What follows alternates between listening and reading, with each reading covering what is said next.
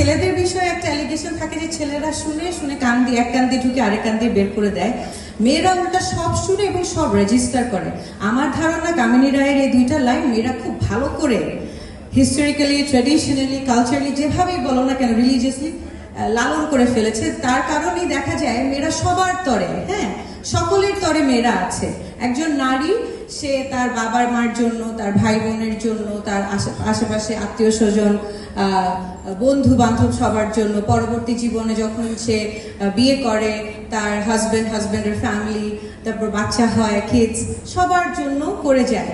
কিন্তু নিজের জন্য করার সময়টা বা নিজের জন্য করতে হবে, নিজেরটা ভাবতে হবে, এই ভাবনা কিন্তু আমরা ভাবি না। তাই কামিনী রায়ের দুইটা লাইন আমরা নিজের মধ্যে লালন করে রাখি, কিন্তু নিজে ভালো না থাকলে অন্যকে ভালো রাখা যাবে না, এটাই হচ্ছে কথা।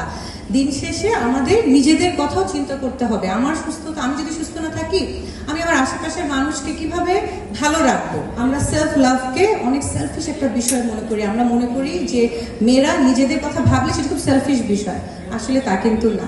এই যে ব্রেস্ট ক্যান্সার অ্যাওয়ারনেসের বিষয়টা আমরা সবাই জানি, হ্যাঁ, কিন্তু আমরা কেউ চেক আপ করার জন্য যে টাইমটা, যে এফর্টটা দিতে হবে, এটা দেই না। দেখো, রিপ কেজ পর্যন্ত ছড়িয়ে যায়, তোমার পুরো বডিতে ছড়িয়ে যায়। তার মানে আজকে কালকে পরশু করে করে যে তুমি পিছাচ্ছ, এটা কিন্তু তোমার বডিতে একটা একদম ছড়িয়ে যাচ্ছে, হ্যাঁ, বাসার মতন করে ছড়িয়ে যাচ্ছে, স্প্রেড করছে।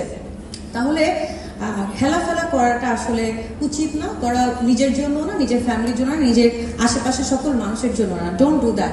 দাঁড়ানো অবস্থায় এবং শোয়া অবস্থায় স্তন পালপেশনের মাধ্যমে কোনো চাকা বা কোনো পরিবর্তন অনুভূত করতে পারি। ছোট্ট একটা ভিডিওর মাধ্যমে আমি এটা দেখাই।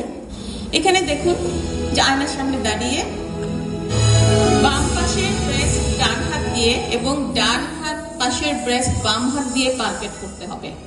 এখানে সাইক্লিক অর্ডারে পালপেশনটা দেখানো হয়েছে এবং হাতের যেটা বললাম 3 আঙ্গুলের প্রান্তীয় অংশ বা পাল্প আমরা ব্যবহার করব। মানে আমরা বগলে কোনো চাকা আছে কিনা সেটা ফিল করব এবং লাস্টে আমরা স্তনবৃন্ত বা নিপল দিয়ে কোনো সেক্রেশন, যেটা বললাম রক্ত, পানি, পুজ, কোনো কিছু পরিবর্তন আসে কিনা সেটা দেখব।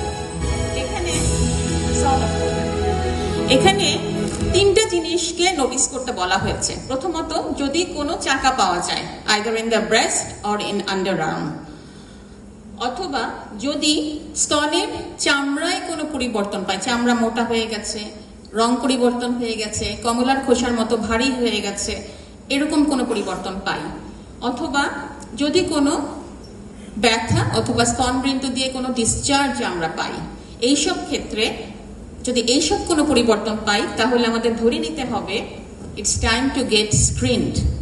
কোনো ধরনের পরিবর্তন, এরকম যে কোনো পরিবর্তন যদি আমরা পাই আমাদেরকে অবশ্যই চিকিৎসকের শরণাপন্ন হতে হবে, বাসায় বসে থাকা যাবে না। কিন্তু দুঃখজনকভাবে এখনো বাংলাদেশের অধিকাংশ নারী এবং অত্যন্ত ইয়াং এজ গ্রুপ ইভেন আমরা দেখি যে স্তনে চাকা নিয়ে বসে থাকেন, অবজার্ভ করতে থাকেন, কি করব ভাবতে থাকেন, বিভিন্ন জনের পরামর্শ নিতে থাকেন, কিন্তু চিকিৎসকের পরামর্শটাই নেওয়ার প্রয়োজন মনে করেন না। তো এই সচেতনতা বৃদ্ধি আমাদের উদ্দেশ্য।